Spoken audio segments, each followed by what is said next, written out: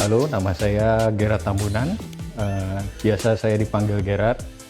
Profesi saya arsitek.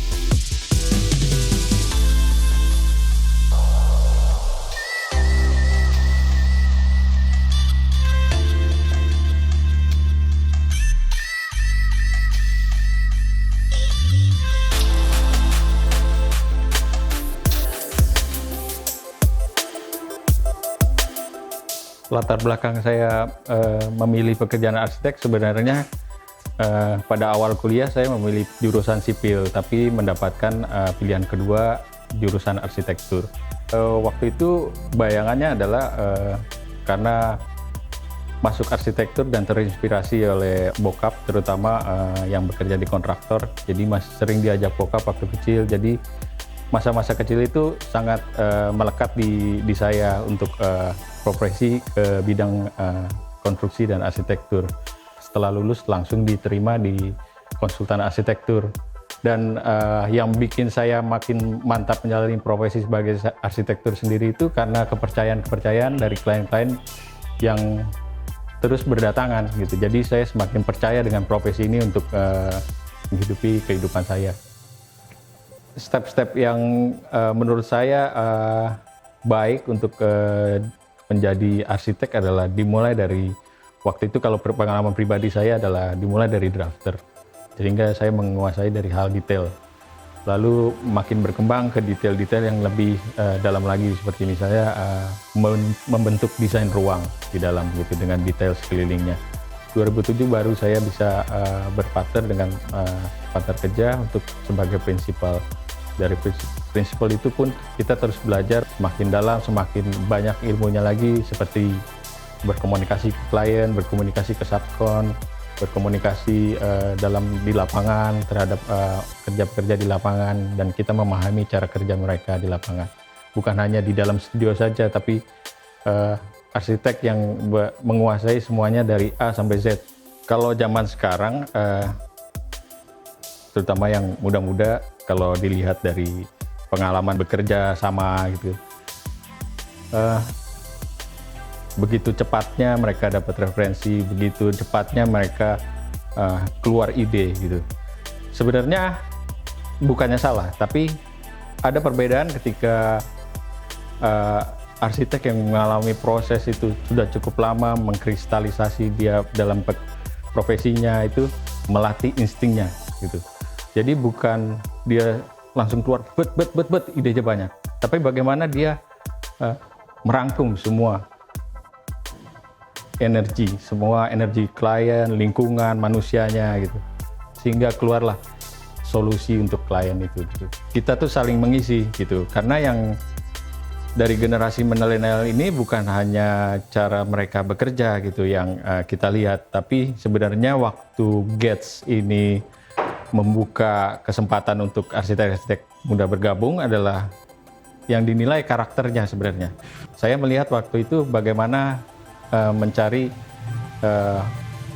orang-orang yang bisa bekerja sama untuk mencapai visi itu ke depan gitu. Saya menyiapkan mereka memang untuk mereka mandiri secara arsitek berdasarkan apa yang pernah saya alami. Mungkin dikombinasi dengan pengalaman mereka di zaman sekarang gitu. Jadi harusnya makin berkombinasi, makin saling mensupport, makin saling memberi input untuk kita nih semakin kaya, semakin kuat gitu. Arsitek itu sudah melekat di diri kita. Mata kita menjadi kritis melihat suatu spot bangunan atau spot aktivitas manusia di dalam ruang itu semakin peka gitu. Nah itu kelihatannya saya sadari makin menular ke anak-anak guest arsitek. Mereka makin mengkritisi hal-hal di keseharian hidup mereka gitu. Dan saya rasa itu baik untuk membangun profesi mereka ke depan. Aktivitas Gerard harian itu 24 jam hidup dia itu arsitektur saja. Selain dari arsitektur, untuk refreshing dia main bola, itu pun dengan teman-teman dia waktu kuliah di arsitektur di Trisakti.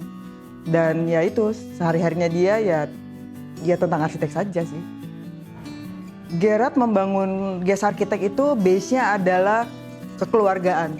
Jadi karena kita juga hidup berkeluarga baru berdua, jadi ya mereka kita tarik menjadi sebuah satu keluarga. Guest dan keluarganya kita nih, Gerard dan saya, itu sudah ngeblend jadi satu. Sebagai istri, saya coba mempelajari Gerard, apa sih kebiasaan-kebiasaan dia pada awal-awal saya menikah. Nah, setelah di perjalannya waktu, banyak proyek masuk, itu membuat dia hektik, mood dia up and down, dan sebagai seorang kreatif kan harus selalu kreatif. Jadi kayak ada problem-problem di luar, saya coba hide ketika dia memang sedang on target gitu. Bahkan saya harus udah tahu, oh jam sekian dia lunch, jam sekian dia tea time, jam sekian dia harus makan malam, saya harus pastikan itu. Jadi dia tidak, karena kalau sudah sedang bekerja dia nggak boleh lapar gitu. Jadi mood dia tetap oke, karena Gerard orangnya perfeksionis. Jadi dia nggak suka ada yang miring dikit, ada yang kotor dikit, ada yang bau sedikit. Jadi saya harus jaga mood dia itu tetap konstan. Sebelum dia datang saya rapikan dulu semua. Awal berkarir Gerard di arsitektur, saya hanya di luar saja. Tapi ketika dia mendirikan company ini sendiri, maka saya harus belajar banyak tentang apa sih arsitektur, dan ternyata itu tidak semudah yang saya lihat dari luarnya gitu. Ternyata ribet sekali, detail sekali, tanggung jawabnya besar sekali. Jadi saya sebenarnya dalam 3 tahun GES berjalan, saya masih belajar juga sama-sama Gerard tiap hari.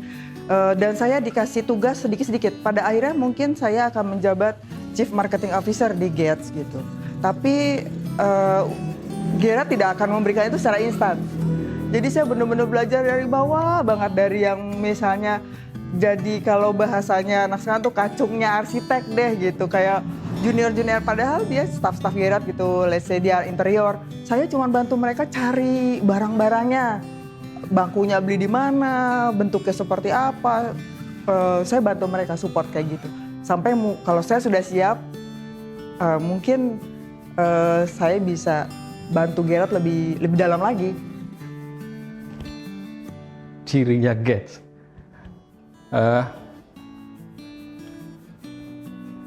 nggak neko-neko sih.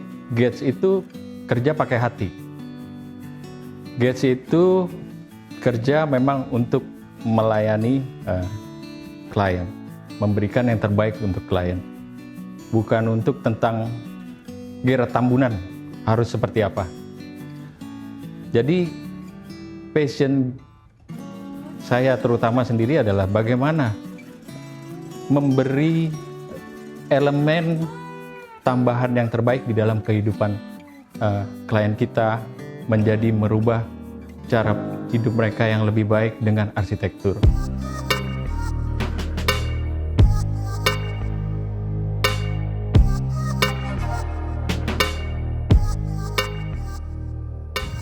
Prestasi yang membanggakan, karya kita tuh pernah masuk di nominasikan 3 besar IAI Indonesia di Jakarta, itu project di rumah, project desain rumah tinggal.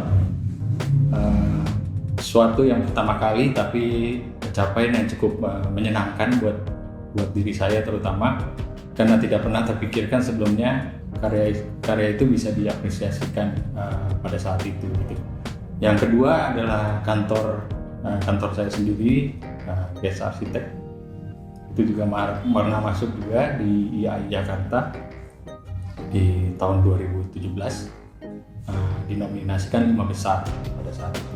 Semua karya itu karena mungkin itu untuk proyek pribadi saya waktu itu, sebagai proses pembelajaran bagaimana saya melakukan profesi ini dengan sungguh, dengan totalitas, dengan hati,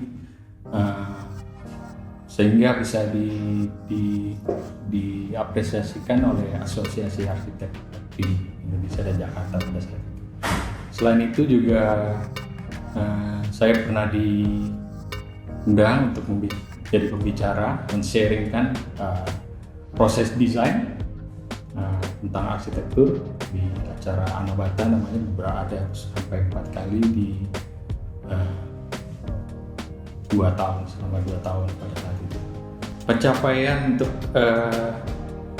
saat ini yang paling saya cukup hargai adalah bisa mendirikan Gates Arsitek ini, walaupun dengan rencana yang seperti terpaksa datang kepada saya, tapi itu juga sesuai saya harapkan dan cita-citakan gitu. Waktu menjalani Gates Arsitek ini dari awal bertempat di rumah saya sendiri, gitu, di lantai atas dengan tim yang kecil bersama arsitek 4 orang. Cuman sambil perjalanan waktu dengan visi yang saya mau capai di tahun berikutnya, saya mencoba mencari tempat untuk tempat kita berkolaborasi. Awalnya mau mencari ruko, sampai akhirnya kita diskusi sama-sama bahwa tempat yang ingin kita pilih sebagai sarang kita adalah dalam keseharian bekerja adalah suatu rumah tinggal yang waktu itu rumah itu tidak terpakai, sudah jelek, dan akhirnya kita renovasi seperti ini. Kita desain seperti ini sesuai dengan karakter kita sama-sama, dengan diskusi sama-sama. Untuk mencapai hal tersebut saya butuh pengorbanan. Jadi waktu itu saya banyak menyiapkan modal untuk renovasi kantor, untuk persiapan alat-alat kantor, inventaris dan lain-lain. Waktu itu mungkin secara hitung-hitungan tidak cukup, tapi dengan visi yang saya mau dapat dari pekerjaan itu, saya mencoba menselaraskan gitu. Jadi disitulah saya punya kepercayaan, punya impian yang saya jalankan. Sambil berjalan lambat laun itu semua bisa tercapai. Kalau dari saya, target-target impian yang masih ingin dicapai sebenarnya masih banyak, tapi secara prioritas mungkin kalau bisa diurut gitu dari prioritas yang paling utama, tentunya saya punya keinginan kita semua di sini lebih sejahtera lagi ke depannya. Ada ukuran tertentu yang ingin saya capai, target-target tertentu yang ingin saya capai gitu. Semakin tahunnya semakin naik gitu. Ada lagi di dalam cita-cita pengen suatu proyek arsitektur yang tentunya belum pernah kita pegang gitu, sesuatu yang unik lagi, sesuatu yang men-challenge kita untuk semakin inovatif, semakin berkreatif dan semakin berkembang dalam segala hal gitu. Kalau dari sini pemikiran saya adalah untuk mencapai impian tersebut adalah prinsip saya bagaimana menaikkan value kita semua ini di sini sehingga itu berpengaruh gitu terhadap apa yang kita dapat. Jadi saya berpikir bahwa apa yang keluar dari diri kita lebih banyak dinikmati oleh orang banyak dibanding apa yang masuk ke diri kita hanya dinikmati individu. Disitulah nilai kita bertambah.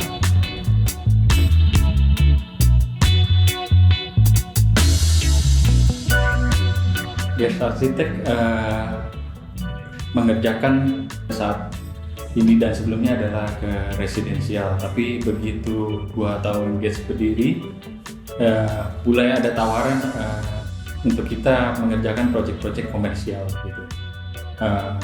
Dan itu cukup challenge buat kita dan cukup excited untuk mengerjakan pekerjaan Gates Arsitek sendiri.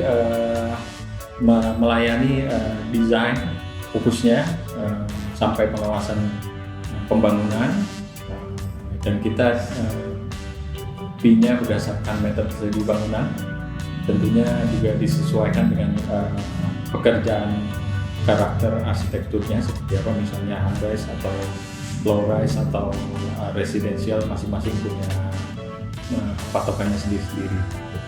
Ada beberapa proyek yang masuk interiornya juga. Uniknya di Gates Arsitek ini kita menerapkan cara bekerja yang dengan menggunakan manajemen waktu yang benar-benar baik. Jadi kita benar-benar bekerja dari jam 9 sampai jam 6.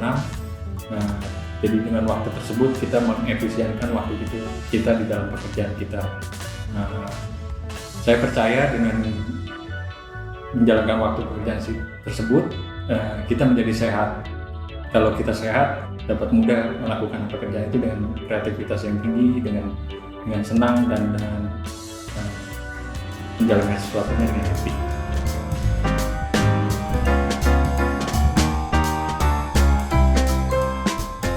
dalam persaingan bisnis di arsitektur terhadap sesama profesional arsitek di Indonesia khususnya, saya rasa kalau dari pribadi saya harus kita tanggapi yang positif. Banyak tentunya yang mudah-mudahan sekarang makin inovatif, makin cepat mengikuti perkembangan zaman juga. Tapi saya rasa kuncinya adalah bagaimana menjadi diri kita sendiri dalam pekerjaan kita. Justru itu yang memperkaya kita, membuat kita lebih khusus lagi, sehingga pasar di sana bisa melihat gitu. Oh, kalau case arsitek itu begini arahnya. Jadi itu dengan sendirinya akan terseleksi gitu, bahwa klien akan bagaimana yang dia mau memilih konsultan untuk yang diperlukan untuk dirinya gitu. Sedangkan untuk persaingan terhadap contohnya desain-desain yang diberikan secara murah meriah atau gratis di internet. Nah, untungnya untuk masalah ini udah lama sebenarnya saya ingin mengutarakan. Dan saat ini Mocha Creative.com memberikan kesempatan juga untuk membahas hal ini. Jadi sebenarnya profesi arsitek itu dimulai modal dasarnya adalah S1 arsitek. Dia kuliah 4 tahunan. Setelah itu dia harus mendapatkan sertifikasi untuk memulai profesinya. Jadi ada macam-macam. Jadi kita harus menjadi anggota IAI terlebih dahulu. Setelah itu kita harus mengikuti proses-proses selanjutnya dan mendapatkan SKA dan IPTB. Setelah itu baru kita bisa secara profesional melakukan pekerjaan profesi arsitek kita. Gitu. Nah, untuk menanggapi profesi arsitek yang tidak menempuh jalur tersebut, gitu. Contohnya memberikan desain yang free, langsung bangun ke tukang, bukan menjadi suatu hal yang tidak bisa dilakukan. Tentunya bisa dilakukan, tapi terlihat bahwa ada perbedaan dasar, bahwa profesi arsitek itu tidak sesuatu yang instan untuk dilakukan. Jadi dia butuh kesungguhan, butuh dedikasi di dalam dunia arsitektur, sehingga proses kematangan dia di dalam profesinya itu semakin terasa dan juga semakin dalam.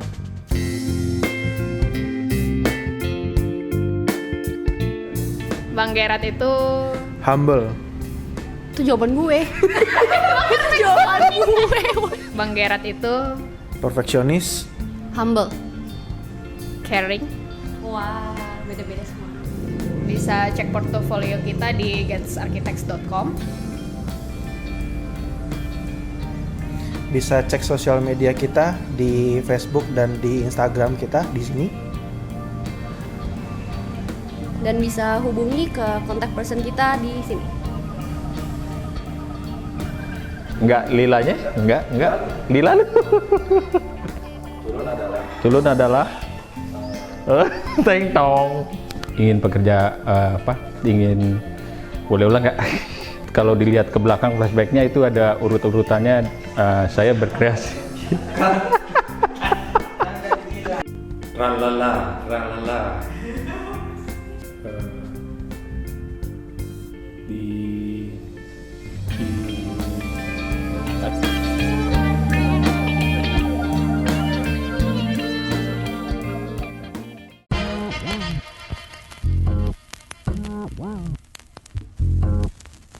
Wow.